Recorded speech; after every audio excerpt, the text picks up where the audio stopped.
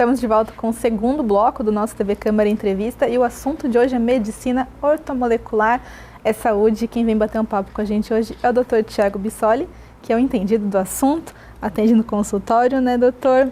Tem bastante gente em Taubaté procurando esse novo estilo de vida? Cada vez mais. É uma constante, né? No Brasil todo, as pessoas estão procurando se alimentar melhor. Sim, tá uma onda, né? Graças a Deus tá uma onda. O pessoal tá vendo que a conta é alta, né? Se não se cuidar, a conta é alta. Então, o pessoal tá sacando que vale a pena fazer esse tipo de cuidado, porque além de minimizar as chances de doença, você ainda curte melhor esse envelhecimento. Sim, né? E como eu tinha falado no outro bloco, tem muitos termos como os radicais livres, antioxidantes e inflamar o organismo. Queria que o senhor desse uma geral sobre esse tema para ninguém mais ficar perdido. Ok. Bom, os radicais livres são substâncias altamente reativas que se formam constantemente no nosso corpo pelas mais diversas causas. É normal, até um pouco de radical livre é necessário para o funcionamento do nosso organismo, tá? Só que isso o problema, quase ninguém fala. Exatamente, mas a gente sabe que não existe. Se você tem uma teoria que chama teoria do estresse mínimo. Então, se nós ficarmos numa situação hipotética, numa bolha de oxigênio, livre de qualquer dano, a gente piora o envelhecimento, envelhece mais rápido do que se você tiver um certo estresse mínimo. O problema é saber qual é o estresse mínimo para aquele organismo. Aí precisa realmente de um acompanhamento profissional para perceber algumas informações e aí conseguir orientar melhor. Sim. E a questão dos antioxidantes é aquilo que combate o excesso de radical livre. Então, a gente faz prescrições com base nas carências, né, que são indiretamente a necessidade, a quantidade que é necessário para aquele paciente para combater aquele volume de radicais livres que provavelmente está se formando no organismo. Pessoas que têm, por exemplo, doenças já inflamatórias, como diabetes, logicamente vai requerer uma quantidade de antioxidantes numa carga maior, com um tempo maior, né? E, então, a gente, dependendo do paciente, a gente vai ter que fazer um ajuste disso aí, ou para mais ou para menos, logicamente. E as vitaminas, doutor? As vitaminas é uma classe dos antioxidantes, é uma das classes dos antioxidantes. A vitamina tem que ser, por isso que eu sou contra o uso indiscriminado de polivitamínico, né? O pessoal vai lá na prateleira da farmácia, compra. Eu tinha preparado essa pergunta, aliás, se valia a pena esses multivitamínicos, então já antecipa que não. Olha, num primeiro momento, na grande maioria das vezes, o paciente percebe que ajuda. Depois ele percebe que a coisa parece que perdeu sentido. É mais placebo, então? Não é placebo, na verdade, porque se não tiver na dose ideal daquelas vitaminas presentes no polivitamínico, o paciente pode fazer, por exemplo, a tal da hipervitaminose, né? Então, é excesso de algumas vitaminas, que também é tão maléfico quanto a deficiência. Né? Então, por isso, tem que ser algo personalizado. Sim. Aí vem aquela questão, talvez vocês queiram comentar, na questão da medicina 4P, que tem se falado bastante. Tá? A medicina 4P, ela fala disso, de ser uma medicina preditiva, preventiva, personalizada e participativa. Né? Então, na predição, né? Na parte de ser preditiva, ela vai analisar exatamente esses pontos de prever realmente se o paciente está a caminho de desenvolver determinados sintomas ou determinadas doenças. O que a gente repara bastante hoje em dia é que as pessoas estão com deficiência de vitamina D, principalmente, entre outras, mas porque ela é mais difícil de sintetizar e tudo mais. É um caso realmente sério ou as pessoas estão um pouco desesperadas atualmente com isso de preciso de vitamina D, vou tomar vitamina D? Tânia, vamos lá. A vitamina D especificamente, ela é importantíssima, tanto que os pesquisadores alguns já têm mudado ela de classe, saindo da classe das vitaminas para a classe de hormônio. Hoje é chamado, na prática, de hormônio D. Pode ser que até que na teoria também, no futuro. Por tantas reações que ela está envolvida no nosso organismo. E por estar envolvida em tantas reações, ela acaba sendo de vital importância, né? E a deficiência que no exame, se você pedir um exame de sangue para dosar a vitamina D, aquela deficiência, aquela referência que vem escrito lá nos exames, é uma referência para a saúde óssea, para a prevenção, por exemplo, de um raquitismo, de uma osteopenia, talvez, né?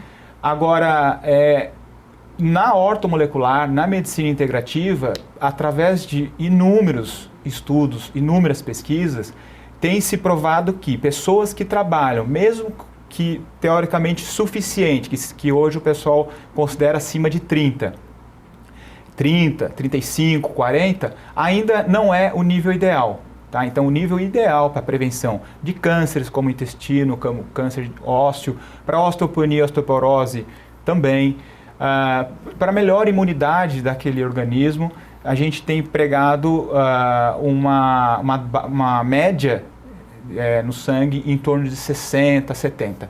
Tá? Então, eu acho que parte, inclusive, desse alvoroço em torno da vitamina D é por culpa nossa mesmo, principalmente dos ortomoleculares, esse pessoal que está nessa área aí, porque está tentando alertar sobre isso, né? Que a gente vê que dos níveis de 30 não protege como as pessoas acham que teriam protegido. Por que está tão difícil fazer subir esse nível? Eu digo por mim, que o meu não está muito lá dessas coisas, eu sou branca, dá para ver que eu não tomo muito sol, mas tem gente aí que está tomando sol, está tomando bastante vitamina e o negócio não sobe. Tem alguns poréns aí, né? A questão dependendo de como você está usando essa vitamina D, se você não está com uma boa absorção intestinal, né, a gente fala muito nas consultas de disbiose intestinal, então se você não cuidou dessa disbiose, você não está absorvendo de maneira ideal, a sua absorção de vitamina D suplementada também vai estar prejudicada. Além disso, a vitamina D não é encontrada em quantidades relevantes em alimentos. Tá? Então, ela só é realmente sintetizada no nosso organismo a partir da exposição ao sol. E essa exposição é mais ou menos, e aí depende do tom de pele, pessoas claras precisam de menos, pessoas mais escuras precisam de mais, tá? Mas em média aí 15 a 30 minutos de exposição solar naquele sol mais forte, naquele sol a pino, o suficiente para a sua pele ficar vermelhinha. Isso diariamente. Não adianta também você ficar o ano inteiro e 30 dias na praia tomando sol, torrando no sol. Não é isso. Tem que ser uma coisa regular, né? Tem que ser uma exposição solar regular. Então é difícil por isso. Então hoje, em consultório, a gente tem prescrito muito, pelo menos de forma inicial, para dar aquela alavancada inicial, a aplicação intramuscular da vitamina D, aí já cai direto na corrente sanguínea, não depende dessa primeira passagem através de estômago, intestino, metabolização no fígado, para realmente chegar no estoque ali do seu organismo. Né? E pelas suas conversas em consultório, existe outra deficiência de vitamina que a gente não está sabendo tanto e é observável nos pacientes? Algumas são menos. A vitamina A, por exemplo, é difícil ter carência. Vitamina C é bem comum, não tanto quanto a D, mas é bem comum também. Vitamina do complexo B, vitamina B12, que também está envolvida em muitas reações orgânicas. Também a gente observa um alto índice de deficiência, tá? Mas como a B12, como a D está muito estudada e percebe-se através de pesquisa que está muito envolvida a aparecimento, por exemplo, de câncer, né? A prevenção de câncer, até para o paciente que já tem o câncer manifestado, se tiver deficiência de vitamina D, a recuperação é muito mais improvável, então ela acaba ganhando mais holofote nesse sentido, mas a gente percebe sim deficiência de outras vitaminas e requer uma suplementação para chegar em níveis mais seguros, e aí você vai fazendo só uma manutenção e seguindo aí. E sempre usando a nutrição funcional, isso é importante dizer, a gente não fica só prescrevendo comprimido. Essa era a minha próxima pergunta, você tem como ter todos os nutrientes e vitaminas necessárias só com alimentação? Sim, a ideia, tanto que na minha terapêutica, eu sempre tenho, já trabalhei com outras, inclusive em São Paulo, agora aqui em Taubaté, eu sempre vou ter um nutricionista junto comigo, tá? Um nutricionista da área funcional, especificamente. E a ideia é deixá-lo, esse paciente, no médio prazo, só com a nutrição supervisionada. A gente não apesar que assim, algumas suplementações tá? Como ômega 3, por exemplo, é muito difícil você conseguir ômega 3 em níveis relevantes pela alimentação, principalmente se você não morar próximo do litoral, porque o peixe fresco é onde mais tem ômega 3. Né? Tem outros alimentos, como o azeite também, só que a gente sabe que o maior volume está em peixe, mas aquele peixe que a gente já passou pelo caminhão, já veio, já ficou na prateleira lá do supermercado e tal, já perdeu muito do ômega 3. Então a suplementação acaba sendo quase que contínua. Né? Eu até brinco com os pacientes, isso aqui, tomara que você goste, que você vai tomar o resto da vida. Tá? Então o ômega 3 é um deles. A melatonina é outra suplementação que eu procuro sempre deixar nas prescrições. Antigamente, o prato do brasileiro era arroz, feijão, carne e salada. Era o básico. E muitos cientistas médicos falavam que era um prato ideal, que tinha tudo o que precisava. A gente, primeiro, queria saber se isso é verdade, mas também queria saber que hoje em dia a gente quase nunca come esse prato todo dia, porque fica difícil. Eu queria saber também se tem uma séria deficiência nutricional nos brasileiros por conta dessa rotina nova. Arroz, feijão, uma proteína, vamos dizer assim, e uma salada, o bife, o famoso bife também, não é difícil não. Eu acho que as pessoas, na verdade, elas acabam gostando da alimentação, vamos dizer, mais o junk food, né? Os fast foods, acaba gostando do sabor e fica meio que viciada e torna-se daquilo um hábito, né? Uma rotina. Então deixa de fazer comida de verdade, né? Em casa, e acaba substituindo, em vez de fazer lá um arroz, feijão, um ovo frito que seja, em casa, que é uma saladinha, uma coisa assim, muito mais nutritivo, e vai lá na esquina e compra um hambúrguer no carrinho da esquina. E isso você vê, pior, você não vê só pessoas solteiras, vamos dizer, você vê pais fazendo isso com os filhos pequenos, já ensinando algo meio deturpado ali, né?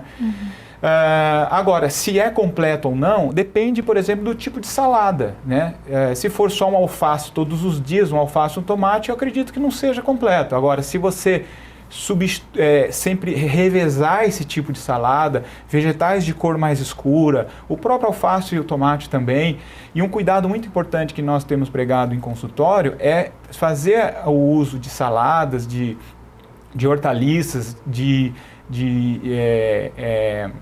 leguminosas, enfim, de tubérculos, mas que faça do uso orgânico. Hoje em dia, eu consumo e percebo isso, está muito mais acessível. O preço do orgânico e o preço do vegetal sem ser orgânico está muito equivalente. Antigamente era mais difícil. Era bem mais difícil, tinha um peso muito mais, um preço muito mais caro. Então, perceber isso, nós temos algumas feiras, por exemplo, a gente sempre compra ali no shopping aqui de Taubaté, às quartas-feiras, né? Tem um pessoal que entrega em casa, inclusive, porque se você consumir vegetais com uma alta carga de agrotóxico, eu não sei se o benefício da fibra, daquelas eventuais vitaminas que tem ali naquele vegetal, minerais, se ele não vai sobrepor o prejuízo de você também ter o agrotóxico.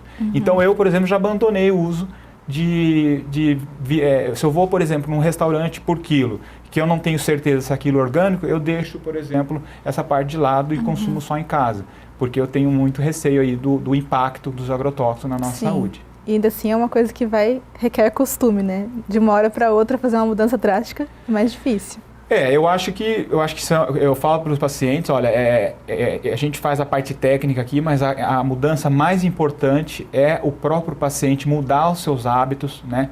Eu falo porque a gente é movido a prazer, então a gente tem que substituir o prazer daquele mau hábito por um prazer de uma alimentação mais funcional, de uma alimentação que te deixa leve depois, que não te deixa com sono, letárgico, né?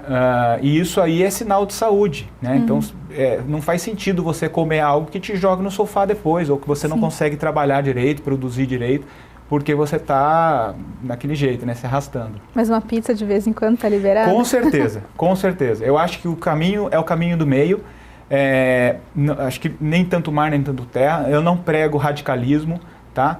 Eu sou contra os extremos, tá? Eu não gosto nem da parte 100% natureba e nem da parte 100% junk food, sabe? Eu acho que a gente tem que ter o equilíbrio. Então, se você vai numa pizzaria, se você vai num aniversário, vai num churrasco, enfim, deixa para ocasiões esse tipo de alimento que a gente sabe que é um pouco mais inflamatório que os demais.